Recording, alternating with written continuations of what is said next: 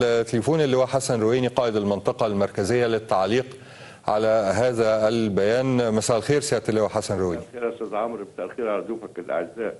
اهلا بيك يا فندم. هو للاسف يا استاذ عمرو الامور بدات تهدى، فده ما ارضاش ناس كتير، فبداوا يدوروا على حاجه ثانيه يثيروا بيها الناس ويحاولوا يحدثوا وقيعه بين الجيش والشعب. فاطلقوا اشاعه في ميدان التحرير ان هناك بعض المتظاهرين في السويس والاسماعيليه تعرضوا لعنف اثناء تظاهرهم السلمي. الاشاعه انتشرت في الميدان، تبعت مجموعه بعض الثوار الشرفاء في اتجاه العباسيه عشان يروحوا المجلس العسكري.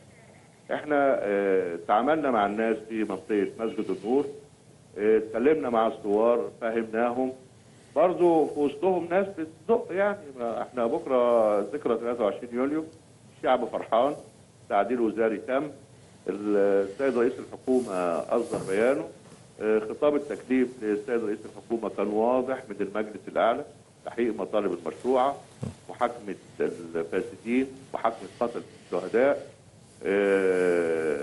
تحقيق كافه مطالب الشهداء من رعايه، تجهيز لانتخابات برلمانيه عشان مصر تنتقل الى دوله حديثه ديمقراطيه.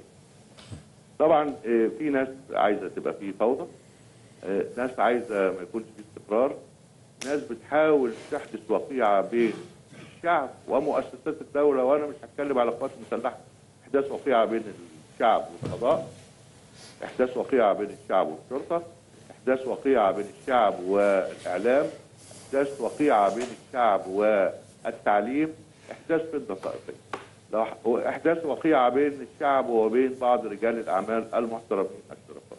لو حطيت الحاجات دي جنب بعضها دي اعمده الدوله.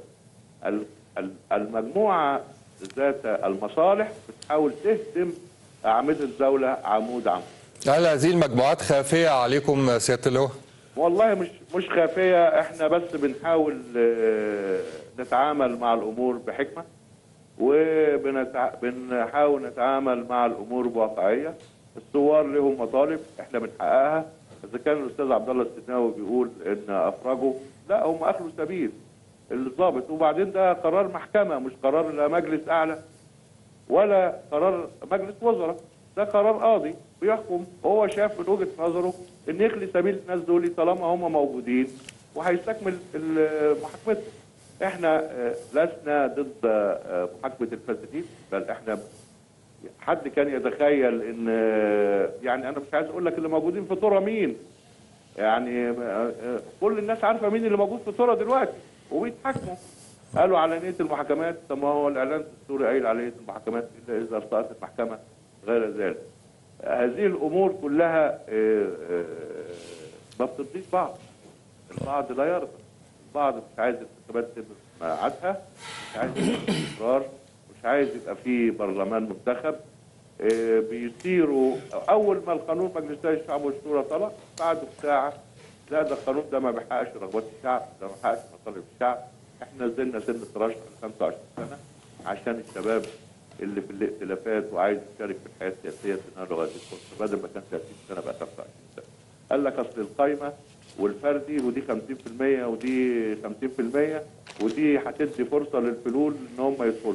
طب ما احنا نبص لها من النص المليان في الكوبايه، ما نقول دي هتدي فرصه للشباب الائتلافات الذي لم ينضم الى اي من الاحزاب السياسيه ان يبقى قدام الفرصه الكامله انه يدخل ويمارس الحياه السياسيه. وبعدين لما نيجي نقول احزاب بتمثل 10% من قوه من لهم حق الترشح والانتخاب، لو قلنا اجمالي قوه الاحزاب 4 مليون، اللي ليه حق الترشح والانتخاب 42 مليون، يعني تقريبا الاحزاب بتمثل 10%، ادي ال 10% 50% وبدي ل 36 مليون 50%. لا، اصل ده كلام وهيعملوا الاثنين مع بعض وهيبقى في كام قاضي في يعني بداوا احنا هدفنا يا استاذ الفاضل، هدفنا حاجه واحده بس، نقل مصر الى دوله ديمقراطيه تحكم نفسها بنفسها، نعمل انتخابات برلمانيه، نعمل دستور، ننتخب رئيس جمهوريه، نسلم السلطه. دي مصر الحديثه. انما يجي يقول لك الحقيقه ده هدف المجتمع كله بكل ائتلافاته وكل طوائفه وكل تياراته فندم. ان الوطنيين كلهم يسعوا لهذا، انما اثاره الاشاعات والبلبله في وسط الشباب في التحرير والشباب السائر، الحق ده ضربوا مش عارف مين في السويس، الحق ده ضربوا مين في الاسماعيليه، ولا احد يتاكد ويبدا يتوجه في اتجاه اخر، ونقعد ندخل في متاهه تؤثر على الاستقرار وتؤثر على السياحه وتؤثر على انا بشكرك.